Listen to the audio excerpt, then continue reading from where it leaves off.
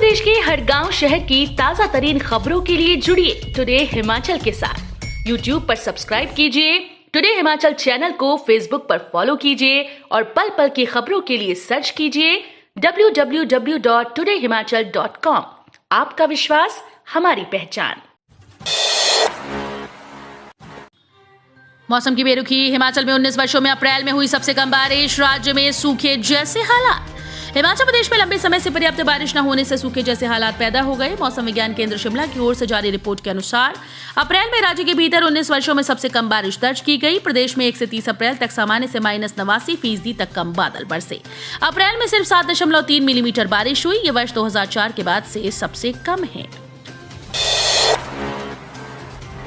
High court ने खारिज की नाबालिग से दुष्कर्म के दोषी की अपील। हिमाचल प्रदेश के किन्नौर निवासी आरोपी शिवचंद को नाबालिग से दुष्कर्म करने के आरोप में दोषी ठहराए जाने के फैसले को हाईकोर्ट ने सही ठहराया।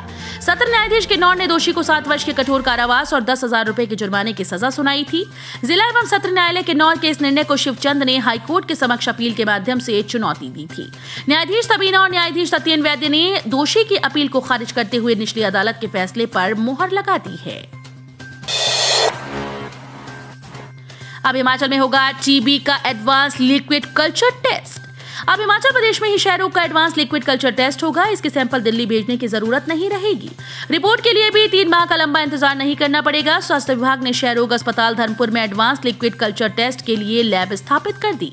इसमें सैंपल परीक्षण की रिपोर्ट 30 से 35 दिन में मरीज को मिल सकेगी। इसके बाद उसका इलाज शुरू हो जाएगा। अभी तक इस टेस्ट के सैंपल दिल्ली स्थित केंद्र सरकार की मान्यता प्राप्त लैब में भेजे जा रहे थे, जहां देश भर से सैंपल आते हैं। 15 दिन में छठे वेतन आयोग की सिफारिशें लागू करने का अल्टीमेटम। 8 मई को आम सभा। छठे वेतन आयोग की सिफारिशें लागू करने के परिवहन मंत्री के आश्वासन को एचआरटीसी कर्मियों ने नकार दिया। दूसरे ही दिन एचआरटीसी कर्मियों ने छठे वेतन आयोग की सिफारिशें लागू करने के लिए सरकार को 15 दिन का अल्टीमेटम दे दिया। साथ ही निगम को रोडवेज का दर्जा देने की भी मांग उठाई। मांग पूरी न होने पर आंदोलन पर उतरने का ऐलान कर दिया। मां बोली, एसपी साहब बेटे को जिंदा रखने के लिए खुद दे रही हूं उसे नशा।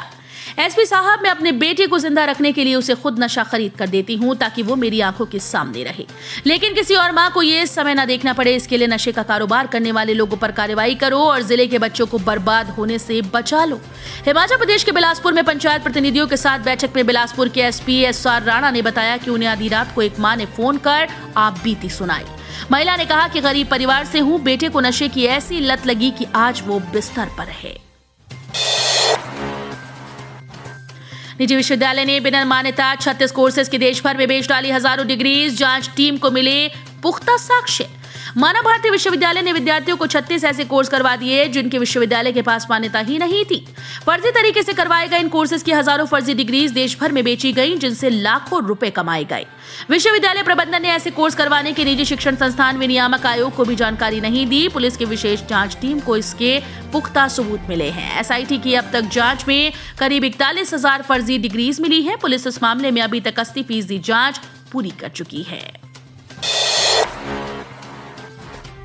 एचआरटीसी कर्मचारी बोले, गिनने को परिवहन मंत्री ने बहुत कुछ दिया, मिला झुंझुना ही। छठे वेतन आयोग की सिफारिशों को लागू करने की घोषणा के बाद हिमाचल परिवहन कर्मचारी संयुक्त समन्वय समिति ने परिवहन मंत्री के खिलाफ मोर्चा खोल दिया। समिति ने परिवहन मंत्री पर एचआरटीसी कर्मचारियों को फिर से आश्वासन का झुंझुना दिखाने का आरोप लगाया। एचआरटीसी कर्मचारियों को इस बैठक से उम्मीद थी कि बैठक में परिवहन मंत्री छठे वेतन आयोग की सिफारिशों को लागू करने की घोषणा के साथ साथ कर्मचारियों के लंबित पड़े देय वित्तीय देनदारियों की घोषणा करेंगे, लेकिन ऐसा कुछ नहीं हुआ। बल्कि परिवहन मंत्री का बयान पूर्व की भांति रटा रटाया है। गिनने के लिए तो बहुत कुछ कहा गया है, परंतु न तो एचआरटीसी की आय में इजाफा हो रहा है और न ही एचआरटीसी के कर्मचारियों की देनदारियां समय पर दी जा रही हैं। कुलदीप सिंह राठौर बोले, राजनीतिक लाभ के लिए आप और बीजेपी करवा रही सांप्रदायिक हिंसा। पंजाब के पटियाला में हुई हिंसा को लेकर अखिल भारतीय कांग्रेस कमेटी के प्रवक्ता कुलदीप सिंह राठौर ने बड़ा बयान दिया। राठौर ने आप पर पंजाब को अशांत करने का आरोप लगाया। उन्होंने कहा कि एक सोची समझी साजिश है। पंजाब की एकता और अखंडता के लिए कांग्रेस पार्टी के नेताओं ने अपनी जान की कुर्बानी तक दी और अगर इससे अब फिर से खंडित करने का कोई प्रयास किया जाता है तो कांग्रेस चुप बैठने वाली नहीं। अखिल भारतीय कांग्रेस कमेटी के प्रवक्ता कुलदीप सिंह राठौर ने कहा कि ये सोची समझी रणनीति के तहत पंजाब को अशांत करने की साजिश है। सीएम जयराम ठाकुर ने मुख्यमंत्रियों व मुख्य न्यायाधीशों के संयुक्त सम्मेलन में भाग लिया। सीएम जयराम ठाकुर ने शनिवार को विज्ञान भवन नई दिल्ली में आयोजित राज्यों के मुख्यमंत्रियों और उच्च न्यायालय के मुख्य न्यायाधीशों के संयुक्त सम्मेलन में भाग लिया। इस सम्मेलन का शुभारंभ पीएम नरेंद्र मोदी ने किया और उद्घाटन सत्र को संबोधित किया। ये सम्मेलन राज्यों के मुख्यमंत्रियों और उच्च न्यायालयों के मुख्य न्यायाधीशों का संयुक्त सम्मेलन देश के नागरिकों को त्वरित न्याय प्रदान करने के प्रयासों के प्रभावी समन्वय के लिए आयोजित किया जाता है। शिमला पुलिस ने लॉन्च किया शोर नहीं ऐप, शिकायत पर तुरंत होगी कार्रवाई। हिमाचल में पहली बार शिमला पुलिस ने शोर नहीं ऐप लॉन्च किया है। इससे आप तुरंत अपने आसपास शोर मचाने वालों की शिकायत कर सकते हैं। गूगल प्ले स्टोर में जाकर ऐप डाउनलोड करना होगा। इसके बाद चाहे दिन हो या रात ऊंची आवाज से हो रही असुविधा की शिकायत पुलिस में दर्ज करवा सकते हैं। ऐप की खासियत यह है कि इसको लॉग इन करते ही शिकायतकर्ता की लोकेशन ऑटोमेटिक दर्ज हो जाएगी। गाँव मोहल्लों में भी अधिक शोर मचाने को अपराध की श्रेणी में रखा गया है। हिमाचल में मनरेगा के ठप होंगे काम शुरू, केंद्र ने जारी किए 316.80 करोड़। हिमाचल प्रदेश में ठप मनरेगा के काम अब शुरू हो सकेंगे। केंद्र सरकार ने इसके लिए 316.80 करोड़ रुपए की धनराशि जारी की। केंद्र ने यह धनराशि मनरेगा सामग्री घटक और प्रशासनिक व्यय के तहत जारी की है। रोजगार पर्व में हिमाचल के शिवम को 12 लाख का सालाना पैकेज, 1046 को मिली नौकरी। हिमाचल प्रदेश के बिलासपुर में शनिवार को आयोजित रोजगार पर्व में 1046 युवाओं को नौकरी मिली। इस दौरान 3728 युवा साक्षात्कार देने पहुंचे।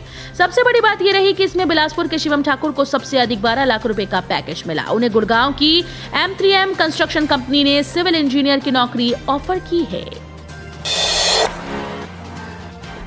स्वयं सहायता समूह की महिलाओं का समयबद्ध बीमा करने के निर्देश। मुख्य सचिव राम सुभग सिंह ने मुख्यमंत्री महिला सशक्तिकरण योजना के तहत स्वयं सहायता समूह की महिलाओं का समयबद्ध बीमा करने के निर्देश दिए हैं। राम सुभग सिंह ने शनिवार को उपायुक्तों की वर्चुअल बैठक में कहा कि प्रधानमंत्री सुरक्षा बीमा योजना और प्रधानमंत्री जीवन ज्योति बीमा योजना के तहत राज्य में स्वयं सहायता समूहों से जुड़ी लगभग 2 लाख महिलाओं को सामाजिक सुरक्षा उपलब्ध करवाई जानी है। तो ये थे हिमाचल प्रदेश से जुड़े हुए आज के ताजा तरीन समाचार। उम्मीद करते हैं आपको जरूर पसंद आए होंगे। थोड़े से भी पसंद आए हो तो चैनल को सब्सक्राइब और वीडियो को लाइक करना बिल्कुल ना भूलें।